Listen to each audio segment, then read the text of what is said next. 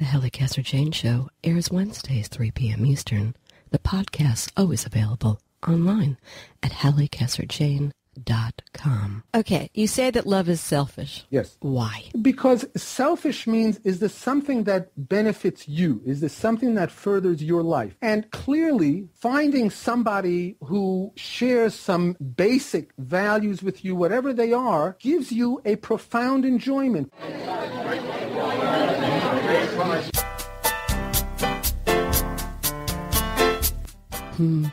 Me. The me generation. The I word, as in I. As in the N word, narcissism. A world gone vain, egotistical, self-centered, narcissistic, selfish, or maybe not enough of any of those. Today, on the Halli Casser-Jayne Show, joining me at my table are the authors of 2 books who turn conventional notions on their heads. Up first, Peter Schwartz, the author of In Defense of Selfishness. And in our second half hour, Dr. Craig Malkin, author of Rethinking Narcissism. Hi, and welcome to the Halli Casser-Jayne Show. I am Halli Casser-Jayne. Today, the Halli Casser-Jayne Show is brought to you by Audible.com, a leading provider of spoken audio information and entertainment. Get a free audiobook and 30-day trial today by signing up at www.audibletrial.com/The Halli Casser-Jayne Show. And remember, the Halli Casser-Jayne Show is always available online at HalliCasser-Jayne.com and a host of venues, including iHeartRadio, Stitcher.com, Spreaker.com, TuneIn Radio, iTunes, and Blog Talk Radio.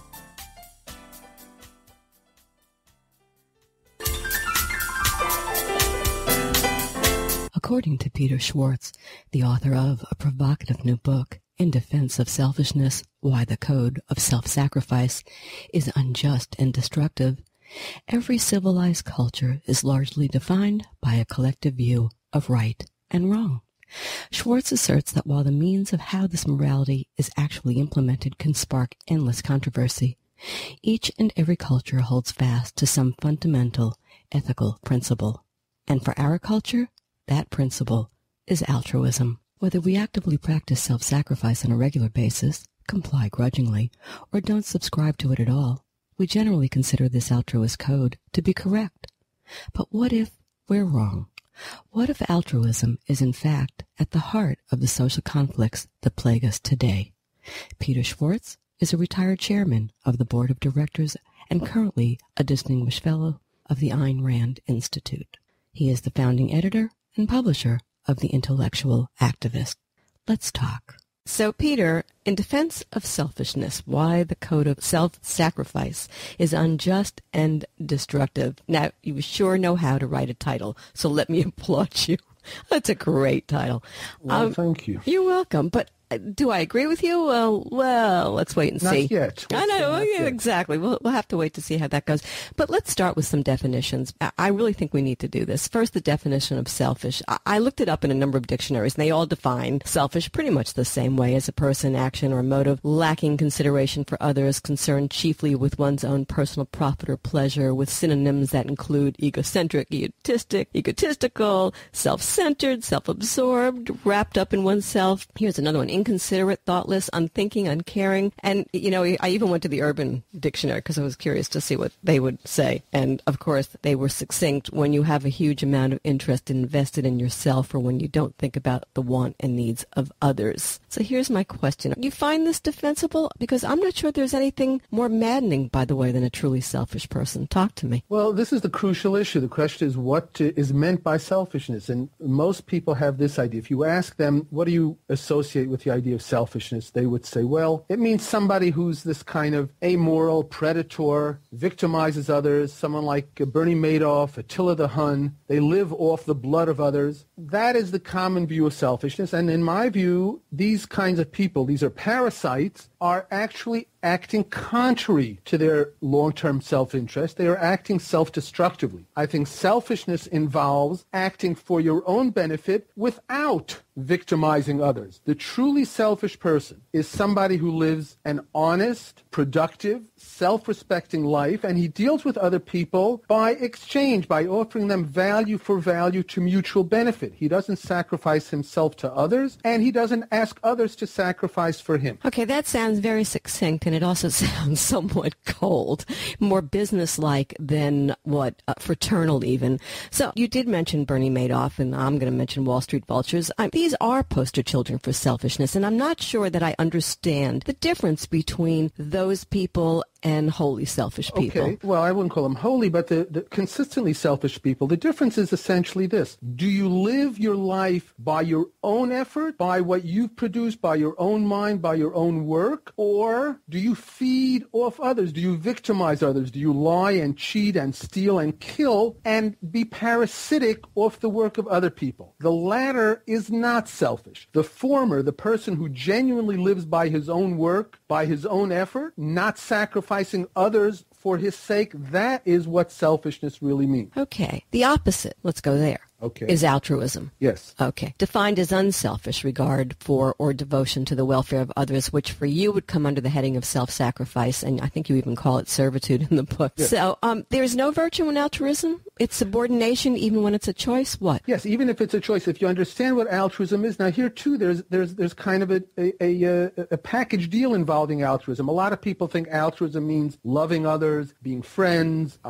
acting benevolently, helping an old lady across the street. Now, that is not altruism because that is perfectly compatible with your self-interest. What altruism really demands of you is that you subordinate your life to someone else's, that you sacrifice for them. In other words, if somebody lacks something that you have, you are morally obligated to sacrifice for them. The needs of others should come before yourself. That is the meaning of altruism, and that's why I call it servitude, because altruism says you exist. The moral justification of your life is not what you've done for yourself, but how much you've served the needs of others. Can you not give to others without subordinating yourself? Oh, yes, absolutely. And now, I'm not opposed to charity, for example, and I give to certain charities. If you see somebody who's an innocent victim of some misfortune through no fault of his own, and you decide, he deserves your help, and you can afford to do so, that's fine. That's not a problem. The problem is when the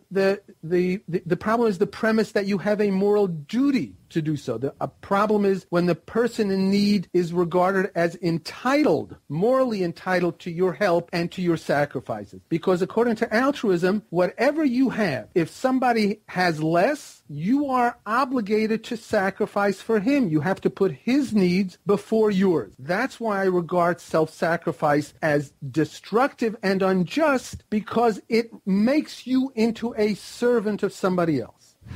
Let's before I go into that even deeper, and I think we will as we go along. I want to, and before we bring Ayn Rand, I think she belongs in this conversation to some degree because there are historical roots to all of this conversation. Your assertion that the problem of increasing social conflict is the result, not the absence of altruism in our lives, but its overwhelming presence. That's an extraordinary statement in and of itself. Isn't that the yes. Tag on your book? Talk to me about that. Well, here's the issue. Okay.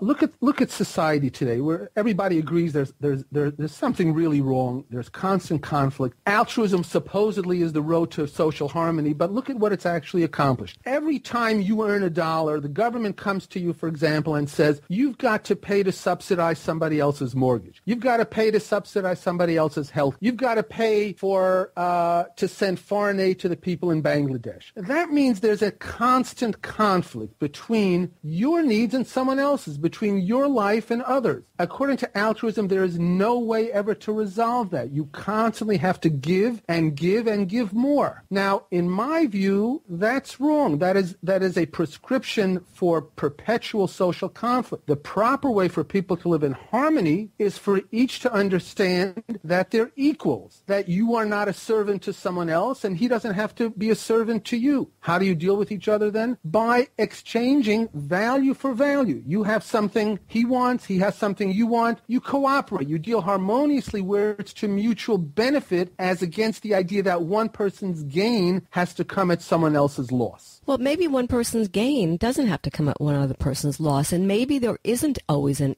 equal framework. Maybe all people aren't created equal, and do we not have a responsibility to other people who, there's a roll of the dice. There are all sorts of reasons that people might need our help. Yes, as I said, if you decide that there's someone who deserves your help and he's an innocent victim, wasn't his fault, which is not the case with many of the situations we're called upon to help out. But if you decide, yes, the person genuinely is in need, no fault of his own. I mean, if you see some orphan, on the streets, obviously you'd say, okay, if I can help him out, I'd be glad to. There's just a genuine benevolence and goodwill appropriate between people. But that's between people who are equal in the sense of each is entitled to his own life. Whereas if you operate on the idea that you're really not entitled to your own life, you're entitled to only to give what you have to someone who has less, then everyone who has less it creates a moral claim against you. There's no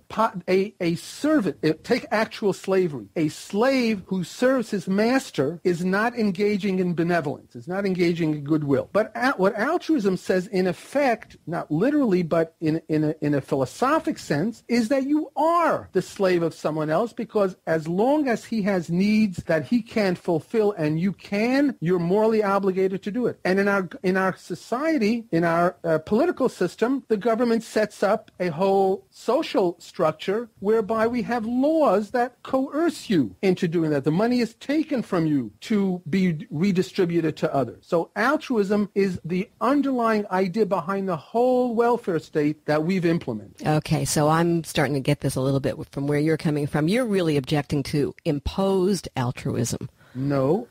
I'm saying that imposed altruism is the logical consequence, the inevitable consequence of, quote, voluntary altruism. But remember, altruism does not mean simply helping others or charity. Altruism means sacrificing. You have to harm yourself in order to help others. You have to regard someone else's life as more important than your own. That is the doctrine of altruism, and that's what I object to. Ayn Rand. How old were you when you got into Ayn Rand? I first read her, my late teens, I think 17, 18, 19, and I read her novel Atlas Shrugged and was very taken by it, and gradually decided to think about her ideas and decide whether they're true or not, and I decided that they are, and that's why this book and other things I've written are essentially based on her philosophy of objectivism. And if I can just take a second since you brought her up, her philosophy is that man is a rational animal, and reason is the way that he survives, and reason is his primary good, it's his primary value, and people should deal with each other by voluntary means, not by coercion, and the proper ethical system is pursuing one's rational self-interest. Okay, so Ayn Rand and you. And your whole life apparently has now been devoted. You were the president, right, of the Institute? No, I was the chairman of the board. Chairman of the board, and now you serve as? A distinguished fellow there. Okay, all right. So let's look at what you just said also about this rational self-interest, a genuine selfishness. Peter, who defines what's rational and who says what's genuine? And right versus wrong has to meet some parameter. And who is to say what those parameters are? I mean, generally our moral compass has been to follow the code of religion, Judeo-Christian culture, if you will. Yes. Talk to me about that. Well, if you ask who decides what is right, the ultimate answer is reality. Each individual has to use his own judgment to decide what's true and what's false, what's right and what's wrong. Who decides that, 2 and 2 are 4, or who decides that you've got to eat nutritious food rather than dirt? You decide. You look at the facts of reality and come to a certain conclusion. Now, religion is the opposite. Religion commands certain things based not on evidence, on facts, on reason, but on blind faith. Religion says, do whatever God tells you. Why? Because God tells you. God knows better than you. you. Now, that means you're supposed to give up your mind, give up your rational judgment, and just blindly obey in defiance of reason. Accept something even if you have evidence against it simply because God says so. And that is not a prescription for a proper moral code for human beings. You have a problem with religion or faith? Yes, I'm afraid I do. Okay. Yes, faith just means give up your mind. Believe what somebody tells you. Now, if somebody is God or God's spokesman, or people claiming to be God's spokesman or claiming to be some other God's spokesman, and you just arbitrarily choose, I'm going to obey. Now, I think that's a very denigrating view of human nature. Man is able to survive by his own mind. You have a brain, you have judgment. You're not an animal. You don't live by whatever you're instinctively programmed to do. You come to certain conclusions, and the distinctiveness of human beings as against animals is that we are rational beings. And rational means using your mind to decide what's right and what's wrong, not blindly obeying some spokesman for some divine revelation. Okay, so spirituality. Oh, well, that's a good point, because many people think that this philosophy, particularly Ayn Rand's philosophy, my philosophy, is a crude materialism, and all that matters is make as much money as you can and hoard everything. And now that is a really terrible injustice, because spiritual values are values too.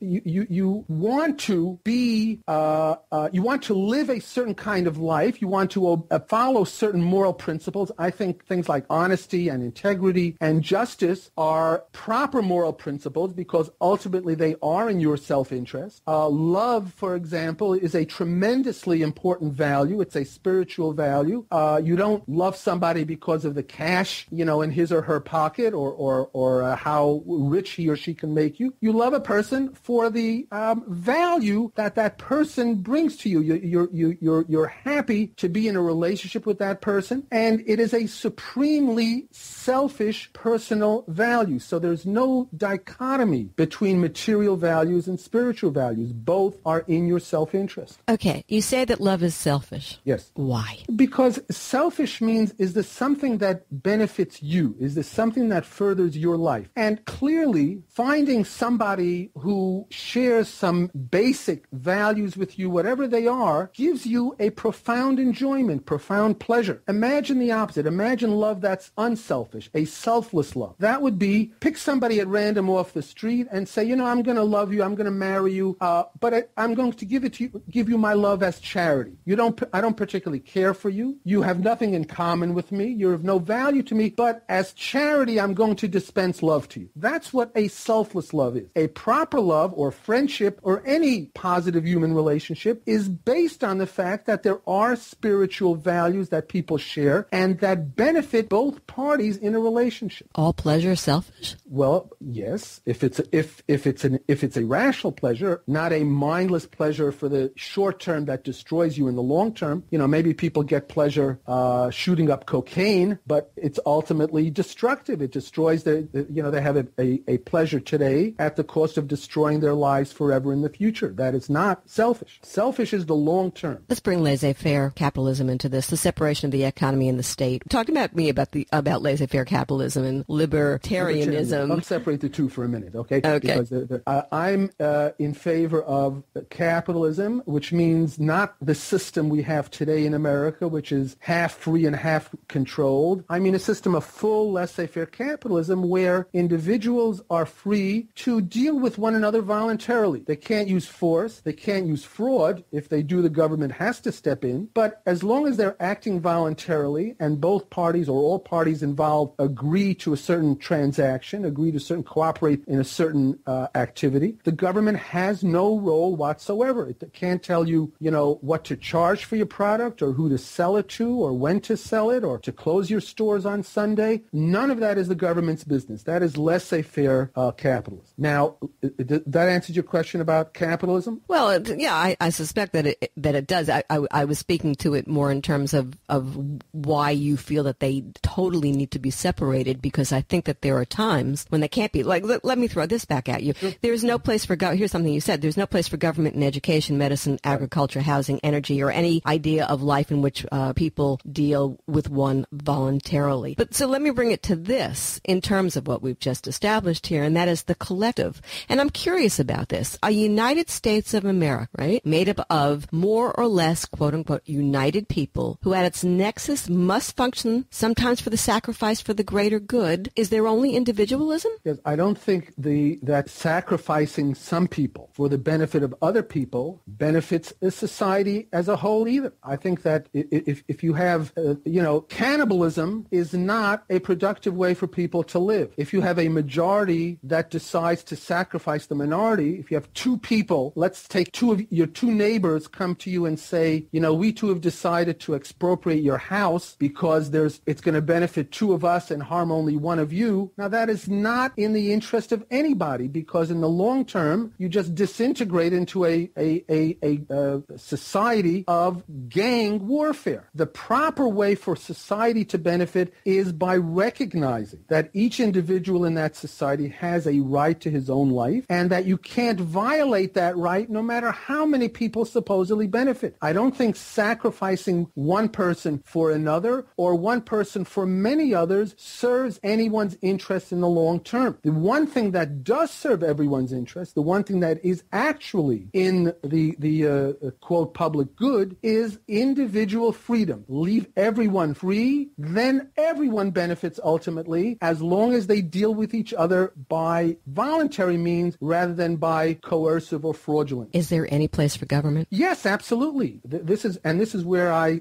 part company with libertarianism. There's a strong role for government, a necessity for government to protect us when our rights are threatened. So you need government to protect you against criminals, for example. You need government to run courts, the court system, to adjudicate conflicts among people that can't be resolved voluntarily. And you need the government to protect you against foreign invaders. In other words, any time there's a threat of force against you, because force is the only way your rights can be violated, anytime there is such a threat, the government has to step in strongly and resolutely and repel that force, including force being threatened by foreign bodies, such as, the Islamic totalitarians today. That's the role of government, but no more. But Peter, if you acknowledge that, aren't you acknowledging that there is a collective? Why, no. I don't know what you mean by is a collective. By a collective, I mean that by that I mean that there are all of us, right, and we, in one way or another, together need to be protected. Yes, the collective consists of each individual who makes up that society, and each individual retains his own rights to his own life and his own pursuit of happiness, as long as he doesn't try to impose it on others. Then you have a harmony of interests among people. If people accept the idea that I can't put a gun to my neighbor's head and force him to give me money just because I need it, and he can't do it to me, then you don't have conflicts between one person and another. Whereas if you say, yes, some people can use force in order to advance what they think is the good of others, then you have perpetual conflict, and you have the kind of society that we have today where everybody is at everybody else's throat. Freedom is a very funny thing in many ways. Funny, serious, but funny, I mean, I'm being cynical maybe. And there's the definition of what freedom is. But is freedom not something that really is not fully attainable, but rather something that we strive for as a true destination? I mean, who of us is truly free, including you? It depends on how you define freedom here, because if you define freedom as something vague like getting anything you wish, well, then obviously you're not free. But that is a non-concept. That there's no basis in reality for such a thing. What there is a basis for is the political idea of freedom, which means that no one is using force against you, that your life, you're free to live your life according to the best of your abilities and the best of your judgment. Whatever your talents are, you rise as far as your abilities take you. Whether you're rich or poor, you are free to pursue your own values and your own goals without coercive interference by others. And that means without interference by other private individuals or without interference by the government. If that's how you define freedom, then now we're not free in our society today because, as I said, we're a mixture of the semi semi-free and semi-controlled, but you could be free if the government accepted the idea that you have a right to your own existence and can't be sacrificed for the sake of others. You know, we're living in odd times. I don't have to tell you that. Crazy things are happening. On the one hand, the government seems to be wanting to take over on a whole lot of places. It probably has no business doing that. And in others, it seems to be relinquishing some of its powers. You call it the paternalistic nanny state, which is apt, I think, on that. You and I totally agree. It inserts itself in places that you just kind of roll your eyes and say, why would anybody put up with this? Like if you're dying of cancer, the FDA telling you that you can't try drugs, that it's your choice. Or if I'm in pain and I want to kill myself, that's my choice. Why? You know, there I'm with you 100%. I mean, to me, it's just utterly bizarre. But that is changing, and the times are changing in some ways, yes? Well, you mean changing for the better or the worse? Well, I think that in some ways, and as I started this, I said in some ways things are better, in some ways things are worse. I do think, though, that we're seeing changes in what people, maybe that's the better way to say it, are no longer willing to put up with from the government. Well, you know what happens is that these things go, they're blips. You know, it goes up and down because the government will just often overreach and do something so crazy, you know, like trying to, you know, in New York City when they try to ban those large bottles of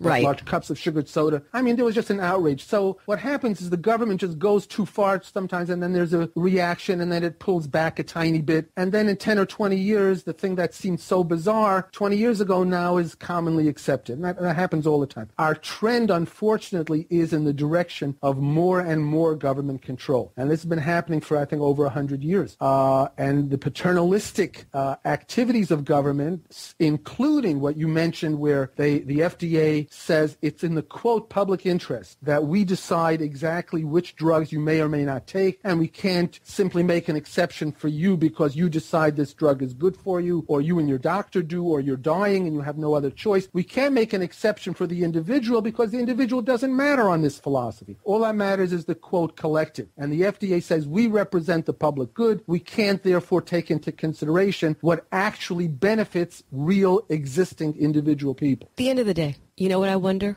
What? First of all, I think that everybody, no matter how you want to define freedom, cries for freedom. I think that's innate in who we are. How we get there, how we don't, how we stand in our own way. Maybe we're selfish, maybe we're not, maybe we're altruistic, maybe we're not. You know, the bottom line is I think people want to control their own lives and to have everything that they ever want. Hear me out on this. So I'm wondering in some ways that we define these things and we give them names: totalitarianism, libertarianism, you know, laissez-faire. I mean, is it not semantics in a way? Is it not a function of trying to find the way that works for us? If only that were true. If only people genuinely wanted to be free and just differed on how to get there. The fact is, and the problem is, that people have very different philosophies. They have very different ideas of what constitutes the good. They have very different ideas of what is right and wrong. So it's bizarre, I think, and I don't think you would argue, would you, that some entities like ISIS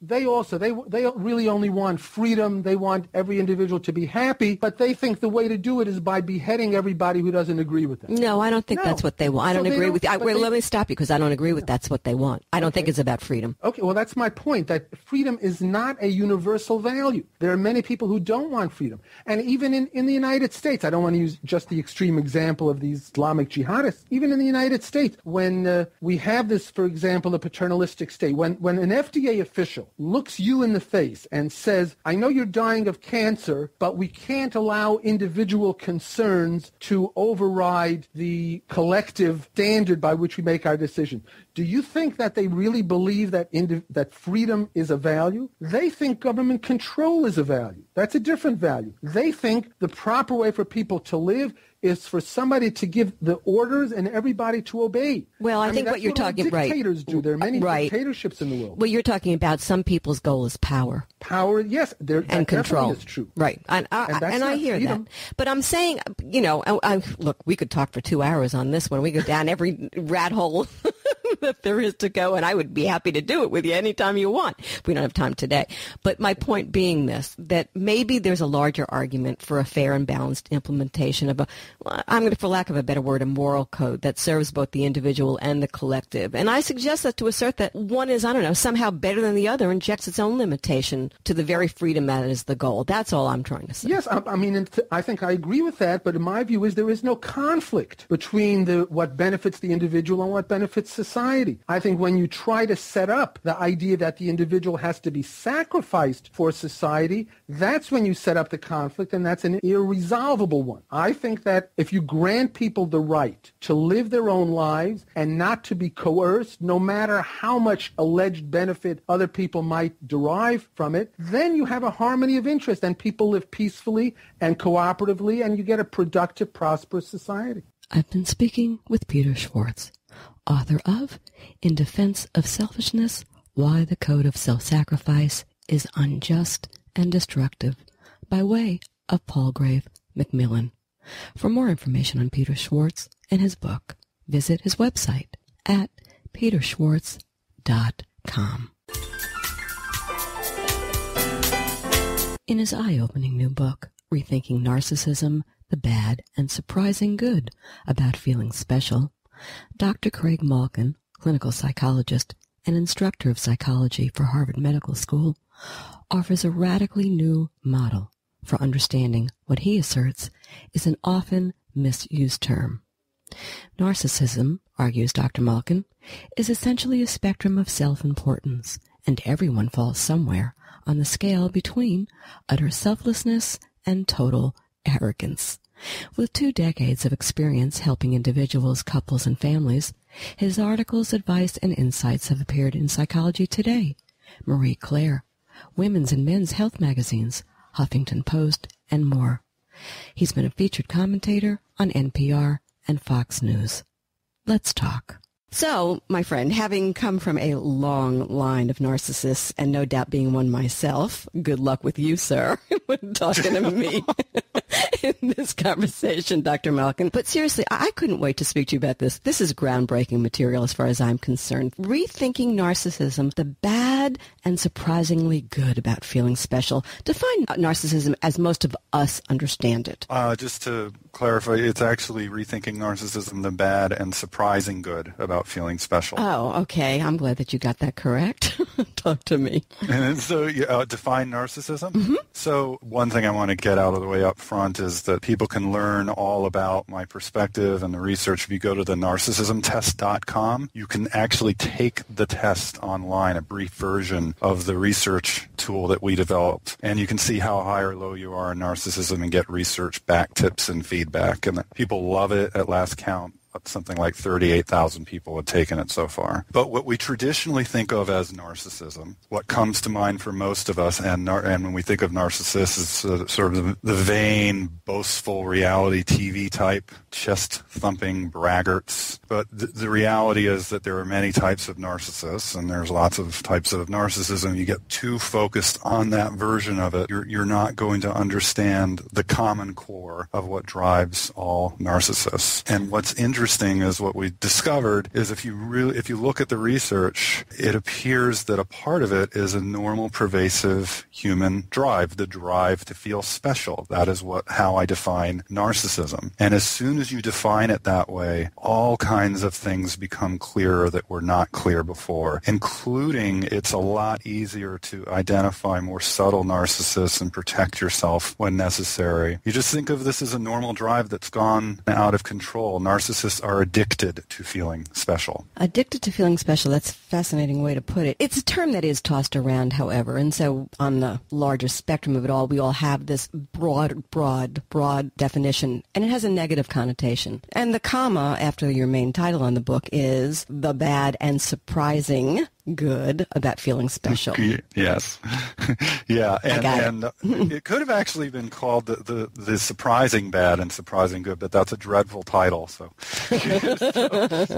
because again, this is the chief rethink. It really helps people recognize problems more easily. But let's get to the surprising good, because it's all part of coping. So over quarter century of research shows that most people around the world feel a little bit special. They see themselves through slightly rose-colored glasses, and that helps them feel more optimistic, resilient, and persist in the face of failure. It even helps them enjoy big dreams. It helps us give and receive in relationships. It's very helpful for our relationships. So we need that. Again, that appears to be just a part of human experience. It's when people turn away from love and relationships and towards feeling special in all kinds of ways, like for their looks or for their talent or even for being the most misunderstood person in the room. When they become addicted to being special, that's when they become narcissists. But on the other end, it's also clear from the same research that if people don't feel a little of that, see themselves through slightly rose-colored glasses, they suffer. In the research, they become at the extreme what I've dubbed egoists. And that is from the myth of Narcissus and Echo. Echo was the nymph who could only repeat back the last few words that she heard someone say, and she fell in love with Narcissus. And much like Echo in the myth, people who struggle with egoism are afraid of standing out, afraid they don't have their own voice. They're afraid of seeming narcissistic in any way. They've often grown up or been raised by caregivers who are extremely narcissistic, and so they develop this stance towards life. If I want someone to love me, if I want to feel connected, I have to take up as little room as possible. That's sad. That to me is sad. But talk to me about this. Talk to me about, and again, we have to talk in broad terms because of the length of time that we have here, but what causes, quote-unquote, bad narcissism? Oh, well, there seems to be a genetic component. Okay. I believe that most personality is 50-50, that nurture and nature that shows up in the research again and again. You have to have a predisposition towards a certain personality for it to develop, but there's going to be environments that bring it out. So in one huge longitudinal study that was over the course of 20 years, they actually found early precursors of unhealthy narcissism in preschoolers. It was signs like being constant rule breakers, always drawing attention to themselves, showing off, being extremely overdramatic. And when that showed up in preschoolers, they were more likely later on in life to show these signs of unhealthy narcissism. Again, when you're addicted to feeling special, it really means you're setting all other considerations aside, including what other people feel and want and need. But here's the good news. And I have a whole chapter in Rethinking Narcissism. This is part of the big Rethink 2. I have a whole chapter devoted to raising healthy, self-confident, caring children, kind of 8 keys for how to do that. Because what this same longitudinal research shows is that if you are responsive, even to kids like these, the ones who felt like their parents were there for them and understood them, talked to them about their feelings, helped soothe them when they were distressed, did not become narcissists later in life. They didn't show unhealthy narcissism. So there's an interaction. You have to have maybe a difficult temperament and then not very responsive parenting. Neglect. It can be certainly in the case of neglect and abuse. If somebody is already tending in this direction, they're far more likely to end up at the far end of the narcissism spectrum where you find narcissists. And narcissist, by the way, is not a diagnosis. It means somebody who's higher in traits than the average person.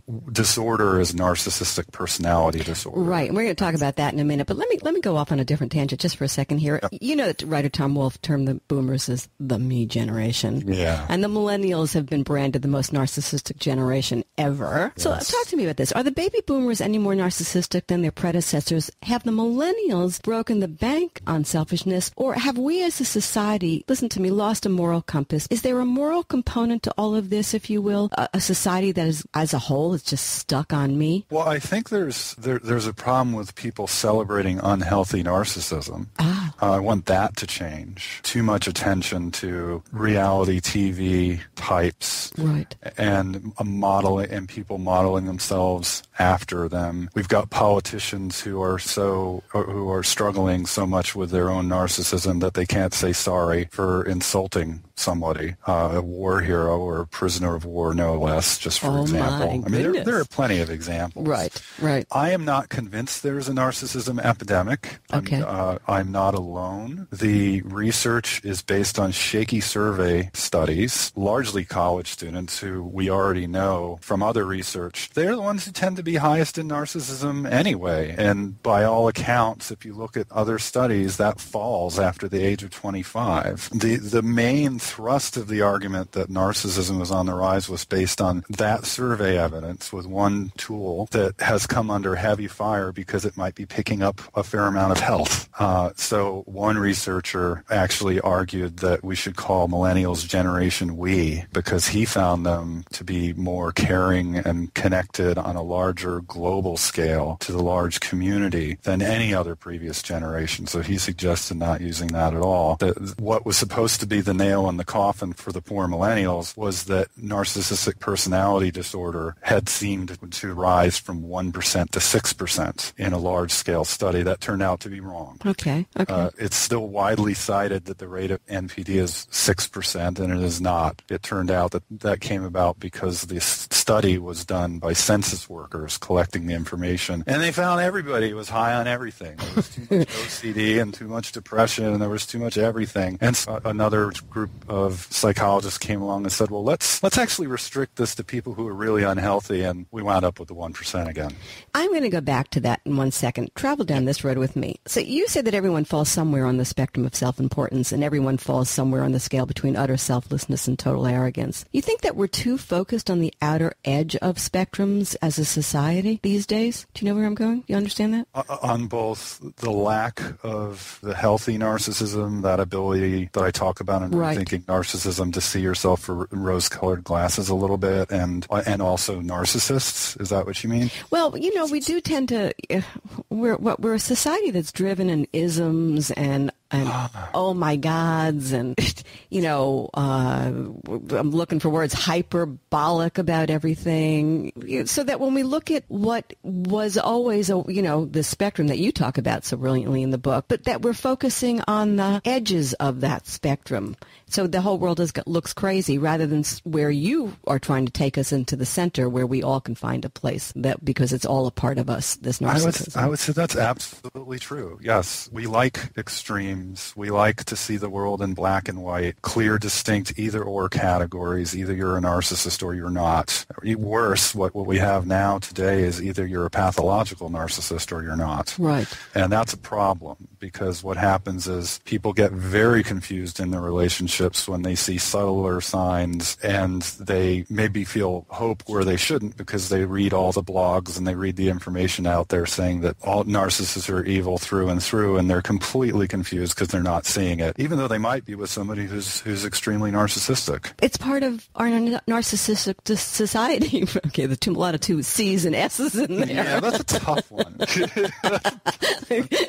Oh my gosh! I mention for people if they want to take the test that went along with Rethinking Narcissism, if you do have trouble spelling, just go to drcraigmalkin.com and there's a tab for the narcissism test. I can't tell you, I was typing up today how many times I had to use the word thing on that darn word that drove me crazy. But, it's like it seems to me that's even part of the narcissistic society that we are today, that we can't see the gray. Yes, right? It's very bizarre. Well, and it leads to problems. I made a point in one article that I wrote for Huffington Post where I made the point that everybody is remarkably self-inflated these days about how narcissism-free they are, ironically.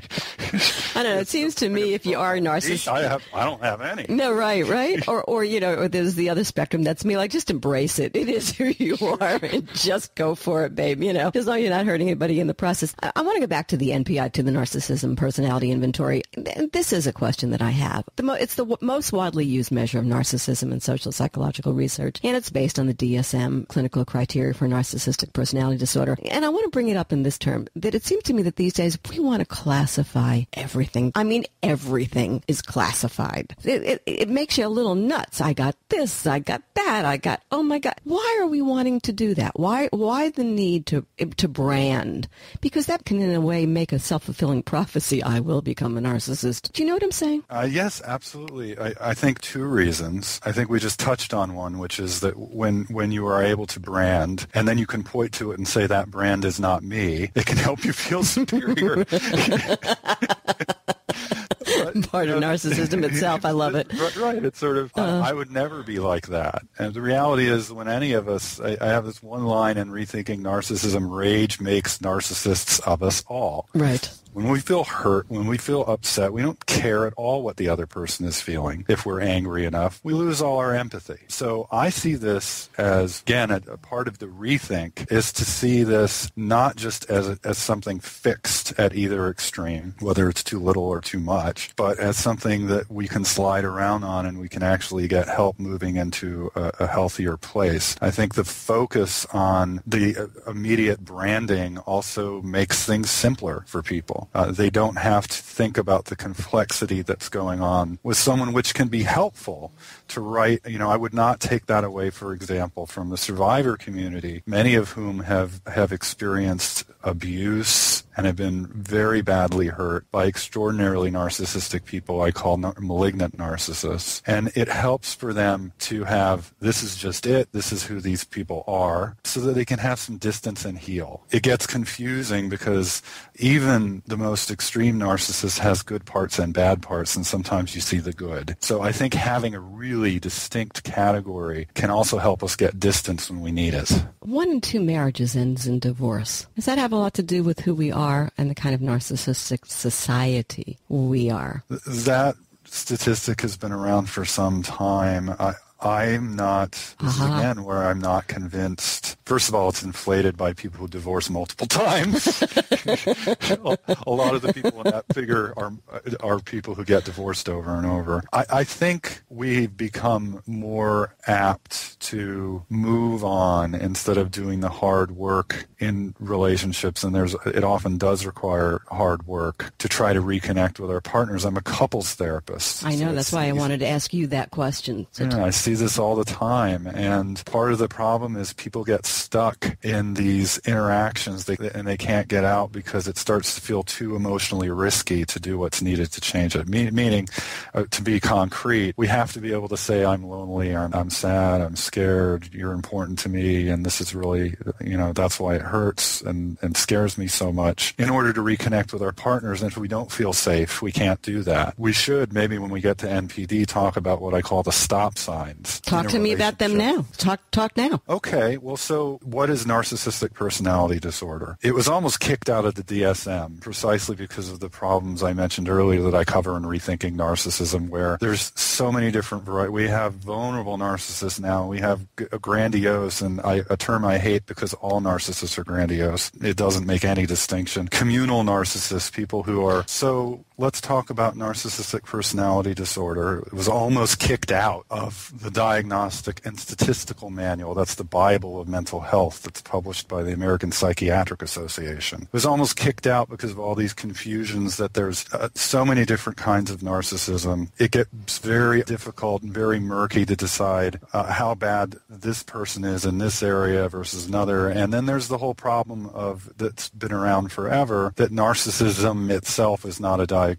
That's why a classic text on the subject is called Disorders of Narcissism, because we've had all this evidence for an idea of healthy narcissism for some time. So you take narcissists who is that they don't trust they can turn to people and depend on them and expect that they'll hear and comfort them and help them feel good. They don't have the capacity for what's called secure love or secure attachment in the research. So instead of depending on people in any real, authentic way, they depend on feeling special instead. That's in all kinds of ways, whether it's by being the most giving person in the room or the most misunderstood person in the room or the most attractive person in the room. There's all kinds of ways to feel special. This is why in Rethinking Narcissism, I wanted to streamline all of this and give it a common core. As soon as the addiction becomes strong enough, now other people's feelings and needs don't matter. All that matters, like anyone who is addicted, narcissists use feeling special like a substance to soothe themselves instead of turning to people for love and caring and concern. And like anyone who's addicted, they'll lie, they'll steal, they'll cheat if they need to feel important. In other words, they'll do things like steal your ideas at work and pass them off as theirs. As soon as you get into that, what I call the 3 E's, exploitation, severe exploitation of other people to get your needs met and feel special, extreme entitlement, often accompanied by rage when they don't get what they want, and empathy impairment. Those are the core of narcissistic personality disorder. It is pervasive and without help. Again, the rate that I quote in Rethinking Narcissism that shows up in the research again and again is 1% of the population. That 1% doesn't have much hope of getting better without help. But with help. I see people with NPD, narcissistic personality disorder, all the time. I'm through Skype or in my office. These are people who call up and they say, I feel like a monster and I'm ruining my relationships in my life and I want to change. It's that awareness that gives us some hope when the person is not in denial of their problems. Remember, if you're in denial of having an alcohol problem, you're not going to stop drinking. Right. If you're in denial that you're so addicted to feeling special you can't even consider other people, you're not going to change. This is an odd thing to say maybe in the context of this conversation, but it's a judgment, or one would take it as a judgment to be called a narcissist, to be called, somebody who's diagnosed with the disorder, if you will. That's so without compassion. We have compassion for people who have cancer. We have compassion for people who have other problems. But boy, I'll tell you, that narcissism brings out the worst and the most empathetic, I think. What are your thoughts? It brings out the worst and the most what? Empathetic. Even if you are an empathetic person, somehow we don't feel for people who are narcissists. We get nasty about narcissists. Yes. Well, many extreme narcissists make it very hard. This is not Rethinking Narcissism. You probably everybody can tell, is not an apology for narcissists. It's an attempt to help people on how to understand and cope, particularly by recognizing what drives it. And we can recognize that very often narcissists, especially people with narcissistic personality disorder, have been abused. They have been neglected. That's clear from the research that there's strong ties between being an abuser as an adult and having been abused when you were younger. We can recognize that there are people out there who've been very hurtful and they've traumatized others in their relationships and feel for the fact that they've become so lost. Yeah, and I think that's an important point to make. And I wonder about love. If you've been a person who's been without love, who's been neglected, the things that we were talking about that could be the cause of narcissism, does it work to give love, to help? The answer is yes for some. Again, so this links to the 3 stop signs that I outline in Rethinking Narcissism. There are approaches that you can take to find out if there's some hope in the relationship, especially if the other person is actually if the person who's narcissistic is in therapy. But there are 3 stop signs, which are reasons to find help leaving a relationship. Not everyone with narcissistic personality disorder becomes an abuser, but some do. And if you have experienced physical or emotional abuse is name-calling, put-downs, being extremely controlling, that's reason to get help leaving. It doesn't matter if it's caused by a drug problem of some kind or narcissism, it's reason to get help leaving. I mentioned the other stop sign, it's denial. If your partner or friend can't even acknowledge and say, I think I'm in trouble here, I think I might need help, that is reason to get help in leaving the relationship. And yet a third sign is extreme psychopathy. Psychopathy is a cold, remorseless approach to relationships where often people who are extremely psychopathic narcissists would not hesitate to embezzle if it would help them feel better. They would not hesitate to have multiple affairs and lie straight to their partner about it. And the chances of things getting better in a relationship with someone who is psychopathically narcissistic, or also known as a malignant narcissist, are very small. So, but yeah, you wanted to get back to when there's the middle ground, when there's some hope, correct? Right, I do. Is there hope? There is hope for some. So as long as you don't see those stop signs, what the research shows is that it isn't by calling people out on how arrogant and nasty they're being that they change. That's not surprising. If somebody tells you you're being a jerk, you're probably going to become more narcissistic. So what I often tell people who are struggling with this in their relationships is, if it doesn't work with you, it's not going to work with a narcissist. Right. Especially somebody who has narcissistic personality disorder. What seems to be far more effective, because what we're seeing in the research is, we used to have this idea that even people with extreme narcissistic personality disorder have zero empathy. That was a long-held belief. They just are incapable of empathy. You still see it everywhere on the internet and from bloggers. And what the research shows is that's not true. It's turned out that narcissists of all kinds, no matter how extreme, have a capacity for empathy. They can be very caring, very empathic. Again, this is where it gets confusing. But when something troubles them, they feel preoccupied with something that bothers them, or their own needs become important, their empathy becomes blocked. So it's more properly understood as impaired or dysfunctional empathy. It fluctuates. It vanishes. Suddenly you feel like the light was on you and then it got turned off. What you're looking for in the way of hope is somebody where when you speak to your partner in the right way, they can get how you're feeling. It can sort of switch on their empathy. So in Rethinking Narcissism, I don't want people to work really hard, paragraph-long statements that they have to make. I break it down into two simple things. First, affirm the relationship. If your husband, your partner, you're the most important person in my life, which is why I feel devastated when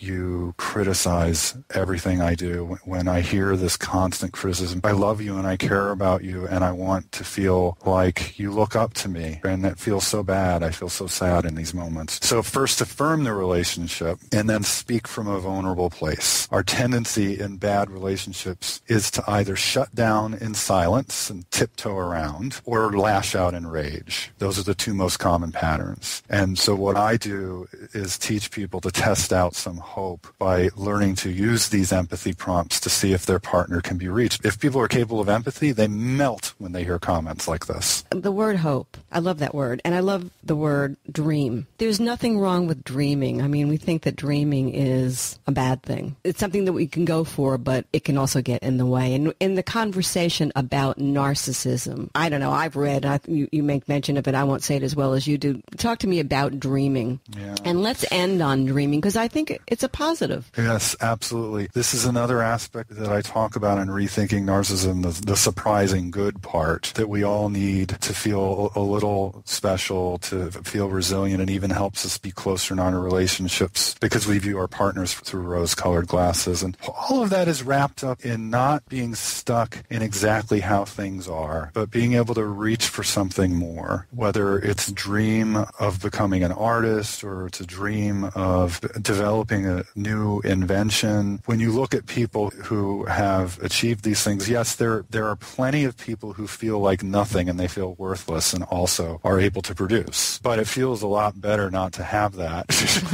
And a lot of people, what we found in our research is people who are high in healthy narcissism answered questions like, in the affirmative, I like to dream big, but not at the expense of my relationships. They were more likely to say yes to that question. And I talk about in Rethinking Narcissism, too, the whole problem of, if your message growing up, many people who struggle at the level of egoism, where they have a lack of this ability to see themselves through rose-colored glasses, they were told, don't get ahead of yourself. Don't get a big head. You're shooting too high. You're probably going to end up disappointed. In other words, their sense of ambition is discouraged.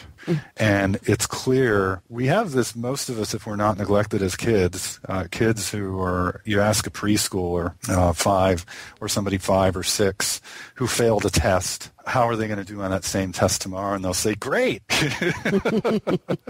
we need a little of that, even as adults. What's interesting about that is that, kids experience failure again and again and again. If they weren't able to dream, if they aren't able to at least imagine that they're going to ace that test tomorrow, what a miserable experience they're going to have, always expecting to fail. So I think that's one of the reasons, and it's probably almost wired into us to approach things this way. And as adults, it often helps to achieve beyond the ordinary to at least believe that you can do something beyond ordinary long enough until you get information that tells you otherwise, and you have to adjust your expectations. That was the key difference between people high in healthy narcissism and those in extreme narcissism. People high in healthy narcissism will take in information and adjust. Okay, that didn't work. I made a mistake, but I want to keep doing this. I want to try. Fascinating conversation, fascinating subject in this Facebook, Twitter world, which I call the neo-narcissism breeding grounds. You've written a very important book. I've been speaking with Dr. Craig Malkin, author of Rethinking Narcissism, The Bad and Surprising Good About Feeling Special, by way of Harper Wave and imprint of HarperCollins. Be sure to view his series on Rethinking Narcissism, currently broadcasting on Oprah Winfrey's own network. Visit Dr. Malkin on his website at drcraigmalkin.com and find him on Facebook and Twitter under Dr. Craig Malkin. Thanks so much for tuning in to the Halli, Casser-Jayne Show, a production of RESEC LLC. Associate producer, Suzanne Probst. Music by Tony Rosales Jazz. Visit HalliCasserJayne.com.